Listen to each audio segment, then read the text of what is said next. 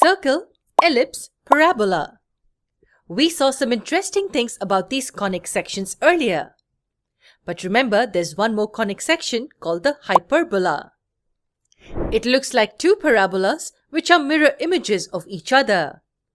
But that's not the case. A hyperbola is very different from a parabola. Similar to the other conic sections, it has many interesting properties. For example, the cooling towers of the power plants or the nuclear plants are hyperboloid in shape. But why?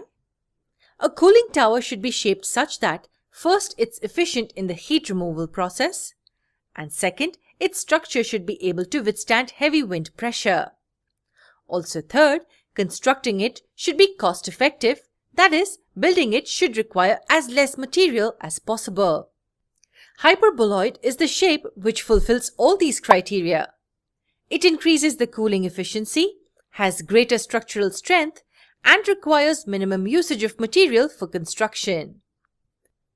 Another area where the hyperbolic shape occurs is the trajectory of comets. Some comets in our solar system follow an elliptical orbit around the Sun, and they are permanently a part of our solar system.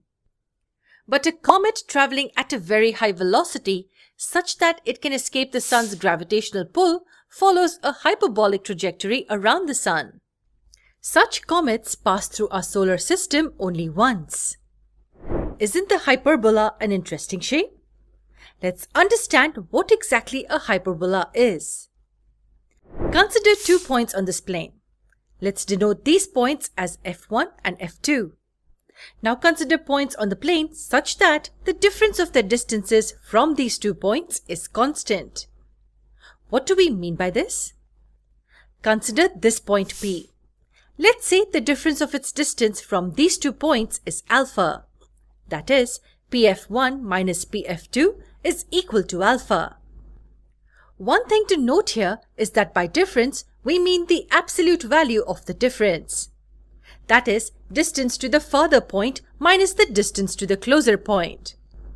That's why the point P, we subtract its distance to the closer point, F2, from its distance to the farther point, F1. Now the question is, are there any other points the difference of whose distances from F1 and F2 is alpha? Yes, there are many such points. The collection of all such points is called a hyperbola. Consider this point Q on the hyperbola. The difference of its distances from the 2 fixed points will be equal to alpha. Since for the point Q, F2 is the farther point, the difference QF2 minus QF1 will be equal to alpha. Similarly, for this point R on the hyperbola, its distance RF1 minus RF2 will be equal to alpha. So a hyperbola is the set of all points in a plane, the difference of whose distance from 2 fixed points in the plane is constant. By difference, we mean the distance to the farther point minus the distance to the closer point. These 2 fixed points together are called the foci of the hyperbola. Notice that unlike any other conic section, a hyperbola is made up of 2 curves which are mirror images of each other. Now here we took the constant difference to be alpha.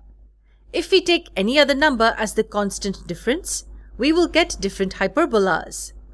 Let's say we take the constant difference to be beta, which is greater than alpha. Then we will get this hyperbola which is narrower than the previous one. If we take the constant difference to be gamma, which is less than alpha, then we will get this hyperbola which is wider than the previous one. So we see that depending on the value of the constant, the hyperbola becomes narrower or wider. Now tell me, doesn't the definition of the hyperbola remind you of any other conic section? That's right. Its definition is similar to that of ellipse.